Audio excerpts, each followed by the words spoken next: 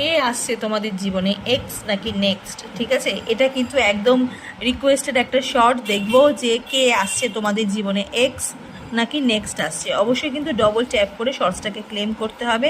চলো দেখিনি তোমাদের জীবনে কে আসছে। টু অফ সোর্সের এনার্জি এবং তার সাথে সাথে স্ট্রেংথের একটা এনার্জি এবং 5 অফ সোর্সের এনার্জি। আমি না এখানে প্রচুর এক্স আসার একটা এনার্জি দেখতে পাচ্ছি। এই মানুষটা না তোমাকে একটা সময় ভীষণ কনফিউজিং একটা মানে একটা জায়গার মধ্যে তোমাকে মানে এনে দিয়েছিল। তুলা রাশির মানুষ হতে পারে এই মানুষটা তোমার জীবনে আসছে এবং এই মানুষটা মানে এই মানুষটা চলে যাবার পরে তুমি হয়তো বেশি বেটার ছিলে, ঠিক আছে, বেশি বেটার হয়েছো, বেশি বেটার ছিলে, বাট এই মানুষটা আবার কিন্তু তোমার জীবনে ইন্টারফেয়ার করবে। এই মানুষটা কিন্তু আবার তোমার জীবনে আসার চেষ্টা কিন্তু করবে এবং এই মানুষটা নেক্সট টাইম যখন আসছে না, নিশ্চয়ই কোনো একটা বাধা বা বিপত্তি নিয়েই আসছে। তোমরা প্লিজ এই মানুষটাকে একদমই ম্যানিফেস্ট করো না, এই মানুষটা কিন্তু একদমই তোমার যোগ্য নয়।